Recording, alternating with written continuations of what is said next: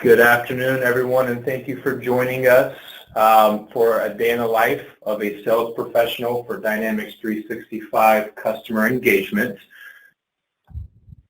For our time this afternoon, we're going to just do some brief introductions of your presenters and then have just a brief overview of what our content will be today. And we'll actually spend the majority of our time doing a live demonstration of Dynamics 365, and then we'll have a brief wrap-up session towards the end to have some Q&A and also talk a little bit about some additional things. So for your presenters, again, my name is Jonathan Kroll. I'll be your host today. I'm account executive here in Interdyne Artists, and with me I've got Matt Fonts, who is our Director of Consulting Services and will be our demo specialist this afternoon. If you want to say hello to everyone, Matt. Hello, everyone. Perfect. So I also want to take a moment to just plug a conference that we have coming up in April, and it's Vision 2018. So this is a Dynamics GP and a CRM, or the Customer Engagement Applications for Dynamics 365 conference, and this is something that we put on. This isn't a Microsoft-related conference, so you can go to our website to check out more information about the Vision conference specifically, and we certainly hope that any end users out there will join us on April 26th here in Charlotte, North Carolina. So moving on, we've been doing this Day in the Life series, and we're covering the different applications within the Dynamics 365 Customer Engagement Suite. So if you tuned in for our first broadcast, we did a Day in the Life of a marketing professional. We talked about lead generation and marketing automation, as well as some other things. And we've got that video posted on YouTube if you'd like to check that out. And so we're also going to be doing, the day in the life of the sales professional. And just at a high level, some of the things that we'll cover is opportunity management, account management, being able to work with products within the system to produce quotes. And then we'll also have a day in the life of a customer service representative, where we'll talk about service contracts, managing cases all the way through resolution. So again, for today's purposes, we're going to be focusing on the sales professional and a day in the life there. So again, some specific things that we hope to show you today are going to be dashboards, management type of dashboards, sales-related dashboards to see pipeline and activities and top customers, all of those various things. We'll also talk a little bit about business process flows and actually work with them in the system to push an opportunity through a sales process. And then again, opportunity management just as a whole. We'll look at quotes and actually building out some quotes in the system today. And then again, we'll finish up with some more reporting, but specifically how the opportunity that we're going to be showing you today and how that affects the overall pipeline, as we're pushing it through the sales process. And I'll pause here just to see if there's any questions that have come in as far as, what we're planning to show today and the areas of focus, which I don't see any coming through so far. So without further ado, Matt, we'll get you set up to actually do our demo today. And you have taken it over, so run with it, sir. Thank you, Jonathan. Just to confirm, you're able to see my screen? Yes, I can. Excellent.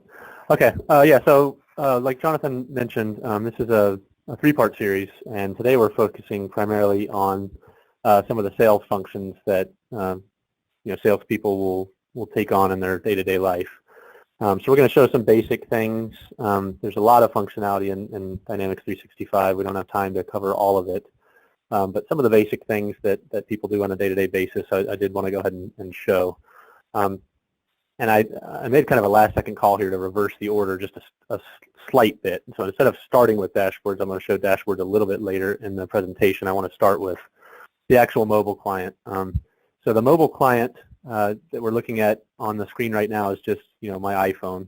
There's a mobile client for, all the major versions of the smartphones that are out right now. And this is just, a standard view. So I can actually drill into this, and I can see that I've got an email from from Jeff, and Jeff is the Chief Technology Officer at Tesla Incorporated. So we're kind of continuing on with the same lead that marketing worked last month, and we're going to drive this through the sales process. All right, so he's got a very simple question here. Hi, can you tell me the difference between D365 sales and customer engagement? Well, that's a great question. A lot of people ask us. Well, the actual difference between the two is that they are the same thing. They've just been kind of rebranded, and D365 sales is a component of customer engagement. So customer engagement, which was formerly CRM, now includes sales, marketing, and service.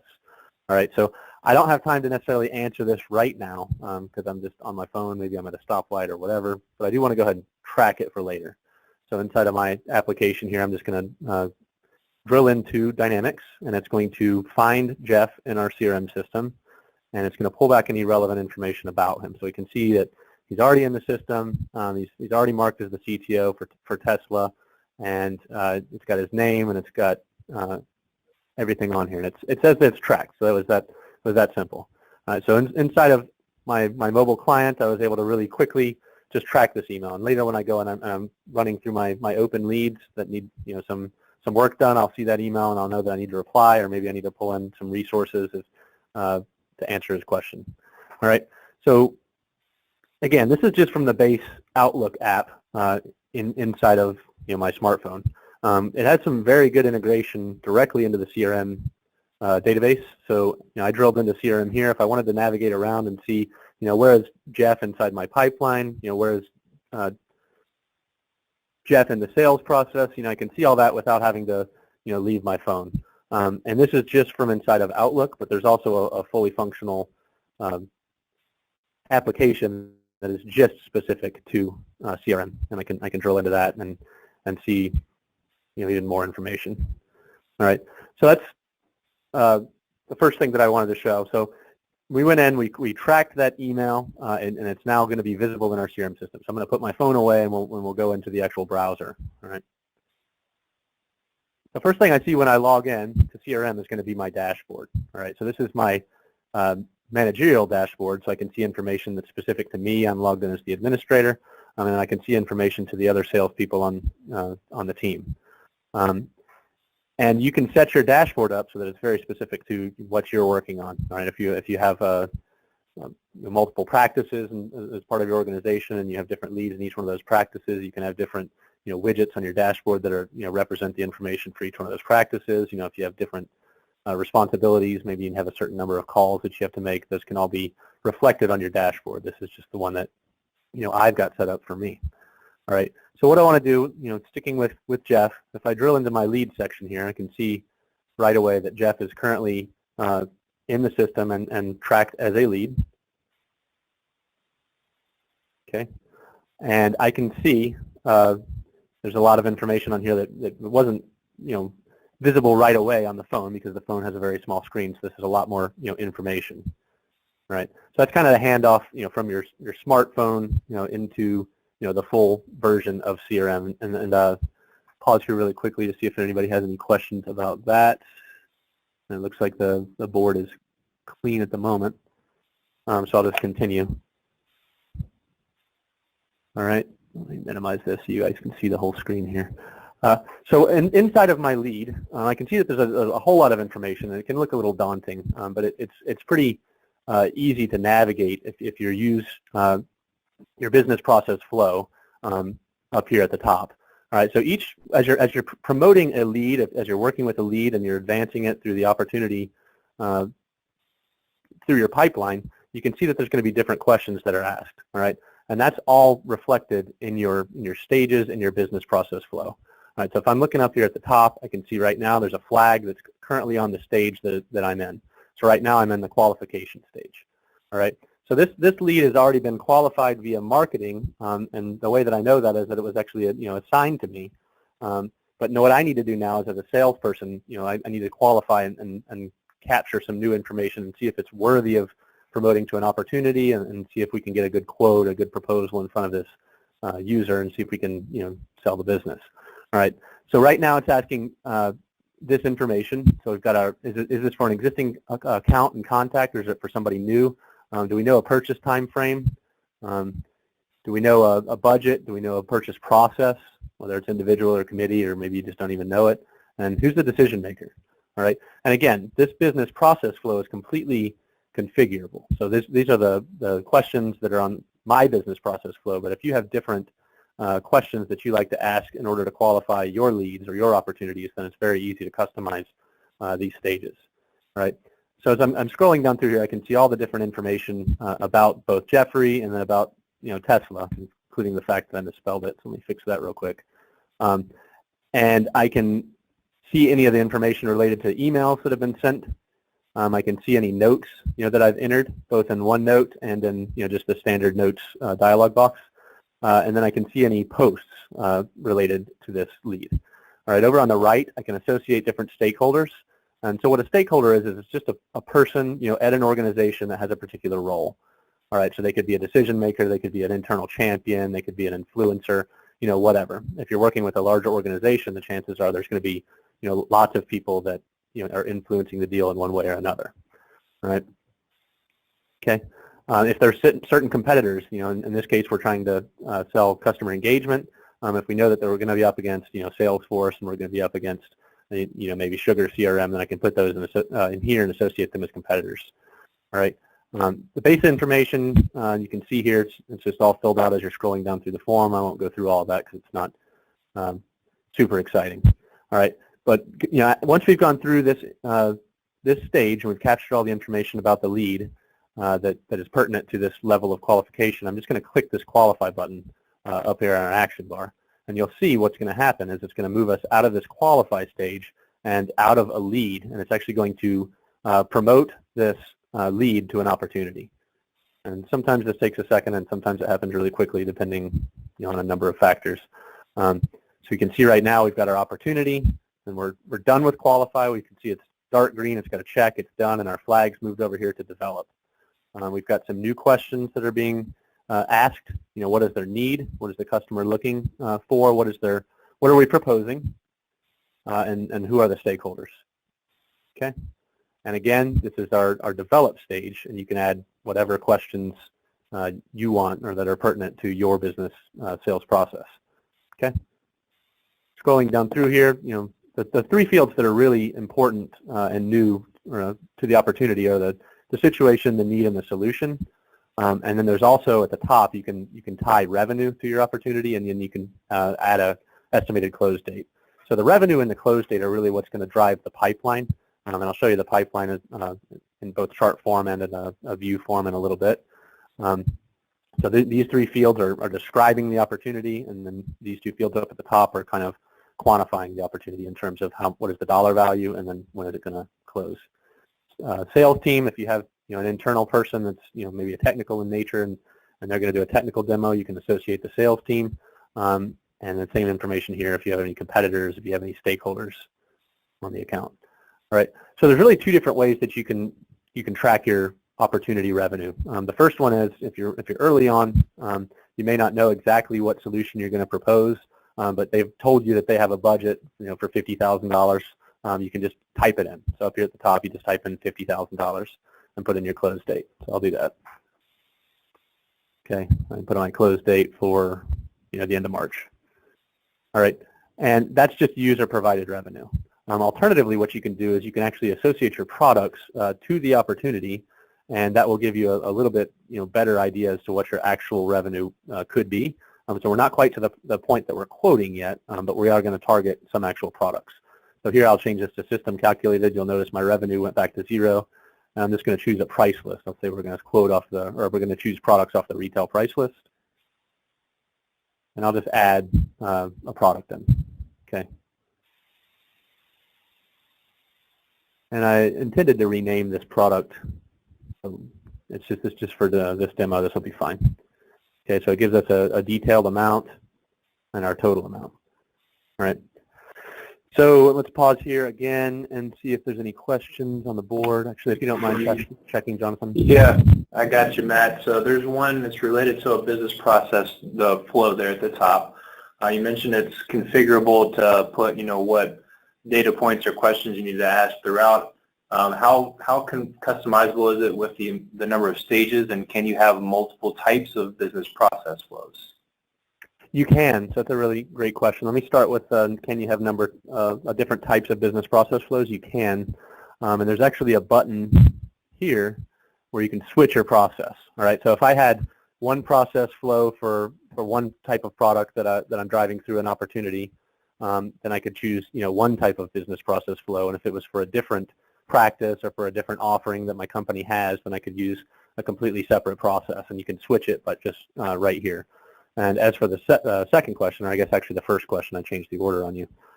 You can add, I don't know the maximum number of stages, but it's very easy to configure these. And it's just a WYSIWYG editor. Let me duplicate this so we don't lose our spot, and I'll just show you where they are. And I can show you how to do it probably offline. So under the settings section, under processes, and there's actually one on here for business process flows. And we're going to look at the one related to an opportunity. And it's just a WYSIWYG editor. You can see those my stages. And then on top of each one of these stages, I can define the fields that are actually going to be required. Okay. Awesome. Thank you. That was all for now. Okay, great. All right, so I've gone through, I've added a product to this opportunity, and what I want to do now is actually create a quote. And because we've already associated our products, it's pretty easy to create the quote. If I go down here to the bottom, I'm just going to click the plus on the quote, and it's going to open a new form. And it might seem a little redundant, but at least in our business, we find that a lot of people will have an opportunity that's open, and they'll ask us to quote something in more than one way, right? So maybe they say, I want to see minimum amount of cost up front, let's just see the licensing and a getting started type implementation. And then I want to have another quote that shows me, what's my total cost going to be, over a 2-year time span. So you can quote an opportunity in more than one way, and that revenue is still related to, that one opportunity. And it'll just list, the multiple quotes down here. When you complete a quote, it's going to close your opportunity for you, so it'll move it off your pipeline. It'll move the revenue from in progress and to actual one revenue, and I'll show you a little bit more of that when we get into the dashboards and goals. But the takeaway there really is that an opportunity can have more than one quote. There is some additional information on the quote that we didn't see on the opportunity. What is the shipping method? What's the payment terms, and what are your freight terms? Where are we actually going to ship this thing to? What's the bill to address? All of that can either be pre-populated, based on some business rules, or if it's not something that can be pre-populated, logically, then you can key it in. All right, you can put an effective date range for your quote, and then when you're done, you can just export it to Word. All right, I've just got a real basic Word template here. It just generates the quote. And the nice thing about it going to Word is that you can go in and change it. If you need to add any terms and conditions or whatever, you can quickly go in and do that. All right. So clear on the questions, Jonathan? Good so far. Okay, great. So what I want to do now is switch gears a little bit. So I've shown you, how to actually take an email and track that against a lead, and I've shown you how to kind of drive through the opportunity process. But now I want to show you how to do some of the reporting that you would do as a salesperson. All right, so there's a few things that a salesperson may want to see, and I've got 3 of them listed out here, and we'll go through all 3 of them. One of them is just viewing my pipeline, so the opportunities that are assigned to me. Up here at the top in our breadcrumb navigation, I can see that I'm in sales opportunities and I'm inside of this customer engagement opportunity. I'm just going to drill back, and it's going to show me my open opportunities. All right, so this is our listing of open opportunities with their estimated close dates. And then over here on the right is our pipeline. All right. Now the neat thing about the charts on the right is they're interactive. So if I want to see all of them that are currently in the qualify stage, I just clicked on this orange section of the chart, and it drills back here. I can see what's making up that actual number. Likewise, if I want to see all the ones that are in our proposed stage, I can see that that's right here. Okay. Additionally, if I want to see opportunities across the whole organization, because again, right now I'm in my open opportunities, and as a manager, I can go and look at all open opportunities, and I get the same chart, right?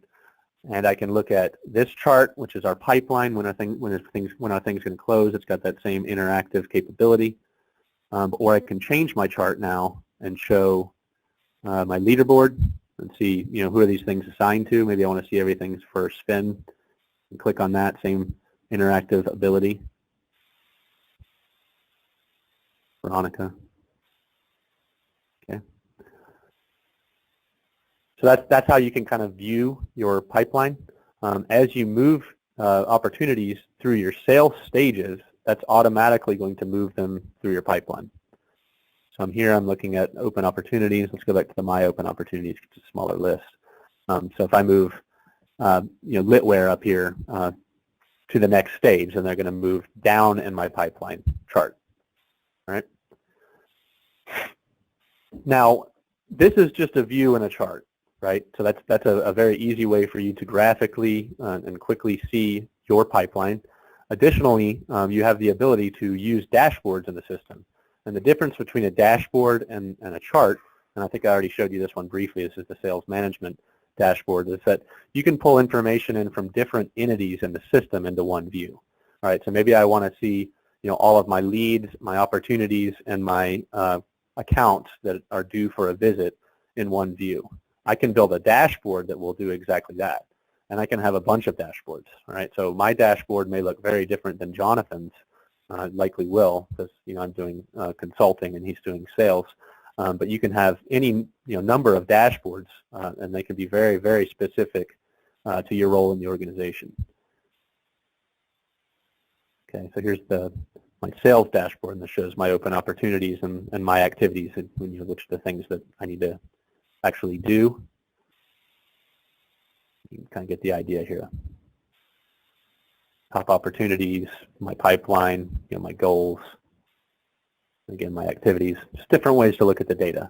The idea here is that you can consume a lot more at a glance than you would if you had to navigate around different areas of the system. All right. So last thing I want to show for these charts are goals.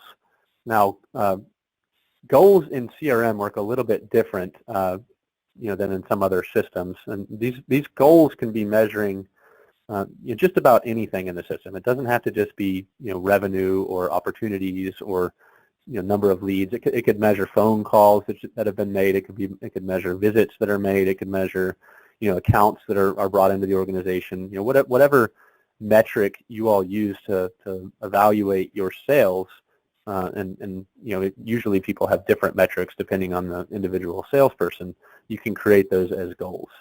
All right, so I'm in my all goals view right now, and I'm looking at mine, and I have a goal here that is just based on revenue, and my target for 2017, I can enter. I just put in $2 million or whatever my target is, and it will measure automatically for me both an in-progress amount, probably $20 million, so I'm not already over it, both an in-progress amount. An in-progress amount is the estimated revenue that I showed earlier on the opportunities, and then it's actually going to have an actual amount, and the actual amount is based on opportunities that were won. But all of those are created again through the setup of the goal. You can define the logic that says what makes up both your actual and your in progress. This one is just based on revenue, and you can see the logic if I drill through this. And you can see actual is based on, actual revenue from a won opportunity, and then progress is based on estimated revenue from open opportunities. So the idea here is, as you move things out of your pipeline, either by winning the deal or losing it, it's going to move off your goal. Right? So that's just one type of goal, but you can set up a whole, lots of different options for, how you can set your goals up. All right? Hey, Matt, I got a couple of questions for you, please. Sure. So on the dashboards, you mentioned that you can sort of create your own dashboards. Are you able to share them with others within the organization, or how does that work? Yep. So there's two different ways you can approach, that challenge. A system customizer, which is just a role, that you give somebody in the CRM system, can create what's called a system dashboard, right? So everything that I see right here are under system dashboards. And those are defined similarly, to what we looked at earlier when we were customizing the business process flow. Dashboards are in a different section, but they're still set up through a WYSIWYG editor. These are the system dashboards that a system customizer can create. And also, if I want to, as a user, just modify one of these dashboards for me, then I can go out here and do Save As, and I can say Matt's dashboard. And it's going to move this out of the system dashboard into the My Dashboard section. All right. So all of these are already shared with me by a system administrator. This one was created by me, and I can now share it with other users. All right. Oops. Let's select him here. Yep. So that's a good question. Got another one, Jonathan? Okay. Yeah. So this one is actually related to goals. Can you have goals that roll up into other goals? For example, maybe you have a sales manager over a department, but then you have a director of sales that's responsible for all of the departments. Yes, you can. So on the goals section, if I look inside of a goal, let me pull mine back up. There are 2 fields on here that are relevant to what you're looking for. Actually, there's 3 fields. The goal owner is going to be who's actually responsible. So in this case, I have a goal as the administrator of $20 million. Now the manager may be my manager, and in this case I am the manager, so I set myself as the manager. But that could be, the sales manager for a particular practice. And then you can actually go down to the bottom and you can set a parent goal. It may or may not be on this form. Parent goal. Oh, right here, it's at the top. I apologize. Parent goal. And you can set hierarchical goals so that if my manager had a goal that included me, and then his director had a goal that included him, that it can roll up those hierarchies. But yes, that can be done. It's pretty easy to do. Perfect. All right. Thank you. That's all we have right now. Okay. And that's all the content I have too. So. Okay. Well, excellent. Well, then I will take it back over. Okay. So thank you for the introduction to the solution, but also the walkthrough with the various features and functionality. Of course, there's plenty more in the system that we could show, and if there's interest in seeing other areas, please reach out to us separately, and we can schedule some time to do that. I did want to finish just talking about pricing and how do you buy Dynamics 365, because that is a question that we get all the time. So when it comes to licensing the applications, there's really 4 main components to the customer engagement solution set today, at least. There's going to be a 5th coming, which will be marketing, but we don't have that available in production just yet. So when it comes to licensing the applications, you can either do it on a single app basis, in which they're $95 per user per month per application. Or let's say you have somebody that needs to be able to access multiple applications. For example, yes, I'm doing sales, but I'm also going to be managing any sort of support cases that come in for these customers. And I need to access both of those applications. You can license the plan, which would includes access to all of the different apps, but of course you could set up securities to only give folks access to what they need. And that price is just $115 per user per month. And then that's for full users. So there's also what's called a team member user, which is basically a limited read-only user, which is only $10 per user per month. And that actually gives those team members access to all of the applications that as an organization you subscribe to.